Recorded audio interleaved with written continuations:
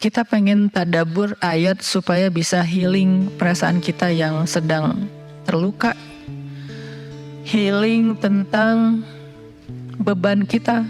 Gimana cara biar kita tuh, kalau bahasa terapis tuh rilis beban, masalah, curhat supaya rilis gitu kan, rilis curhat. Oke, itu salah satu metode. Terus apa metode lain untuk kita rilis atau kita bisa healing dengan ayat-ayat Al-Quran? Tadabbur. Jadi ada tafakkur, ada tadabbur, ada terapi. Islam itu banyak banget hal-hal yang bagus, tapi tidak ada yang lebih indah dan lebih tepat dan lebih efektif daripada terapi dengan tadabbur Al-Quran. Bukan hanya baca, tapi tadabbur Al-Quran. Menghayati, memahami pesan-pesan Allah di dalam Al-Quran. Makanya ketika Nabi punya masalah, obatnya Al-Quran. Itulah kenapa di dalam Al-Quran Allah menyebutnya wasyifa'un lima fis sudur. Dia itu obat, penyembuh, bahkan bukan obat. Kalau obat itu dawa, kalau syifa penyembuh.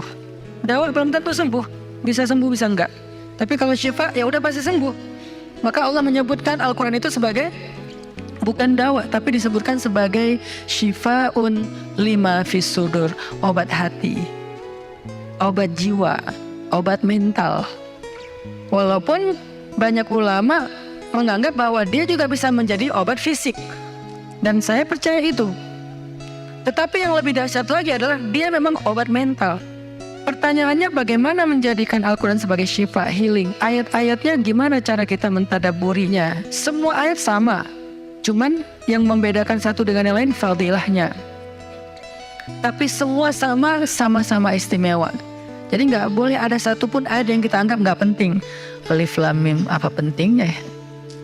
Nun, Qaf, Shad, satu huruf doang. Enggak, biasa aja.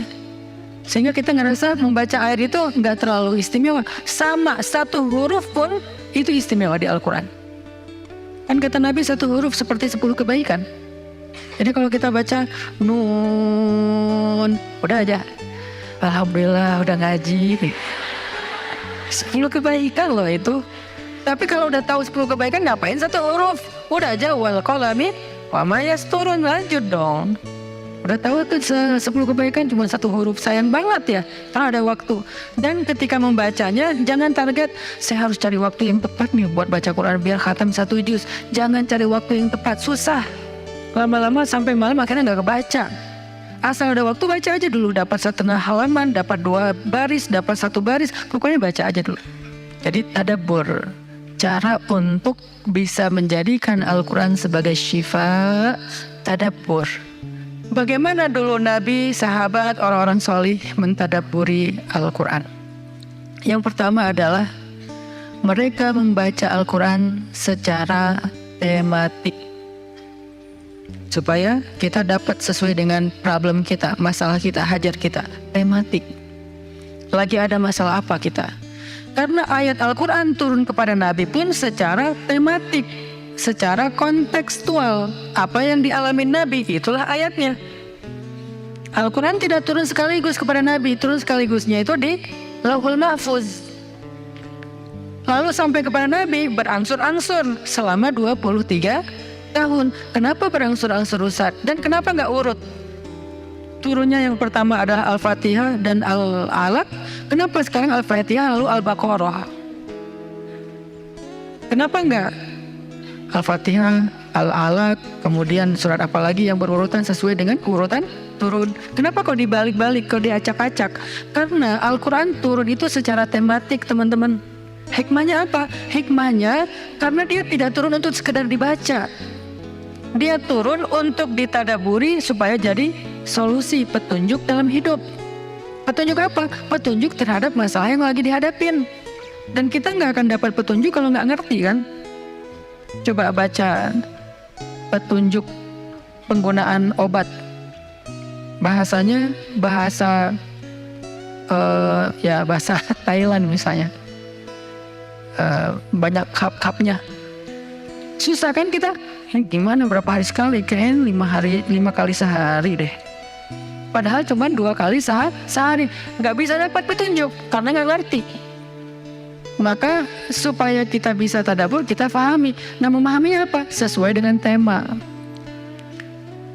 Kita boleh aja bagus banget malah baca Al-Quran secara berurutan, tapi itu target baca ya, target tilawah, bukan target tadabbur. Tadabbur beda sama tilawah. Tilawah tetap dia nggak usah diganggu gugat, udah segitu aja. 1 hari 1 juz, setengah juz, 2 bulan sekali khatam, sebulan sekali khatam, itu lanjut aja udah. Karena itu memang target membaca. Tapi target tadabbur beda sama target membaca. Bikin 2 target. Kalau tadabbur memang gak panjang-panjang dan gak berurutan, tematik. Kita mau lagi masalah apa sih? Gimana kita cari temanya Ustadz? 1, bisa nyari ke Simbah Google, ayat tentang, klik keluar. Buat kita yang mungkin kita sama nih dengan saya, masih sama-sama belajar, paling gampang tadi nanya aja ke Google, pakai aja indeks. Atau cara yang lebih, ini kalau mau, saya beberapa kali nyoba soalnya, kalau mau bukan ngetes ya, kalau mau agak sedikit lebih seru nih, agak lebih seru. Tapi kalau belum berhasil jangan salahin saya ya. Kalau agak lebih seru nih, saya suka gini, pegang Quran, lagi ada masalah nih, Bismillah, ayatnya pas, wah ini saya banget nih. Bisa kayak gitu juga metodenya. Jadi kayak minta dibimbing sama Allah aja gitu. Tapi kadang-kadang dapat ayatnya tuh nggak sesuai tema saya, Ustaz, kata kita. Padahal kata Allah, ini yang kamu butuhin tuh ini nih. Bisa gitu juga dengan syarat membukanya pakai Bismillah, bukan membuka yang itu ya Allah ya, yang itu ya. Jangan maksa. Allah lebih tahu. Bismillah. Ayatnya tentang makanan. Oh mungkin kita masalahnya emang masalah berat badan mungkin, atau masalah mubazir mungkin, sehingga merembet kemana-mana. Allahu alam. Tapi kalau mau lebih jelas ya udah cari pakai yang tadi, dapat ayatnya secara tematik.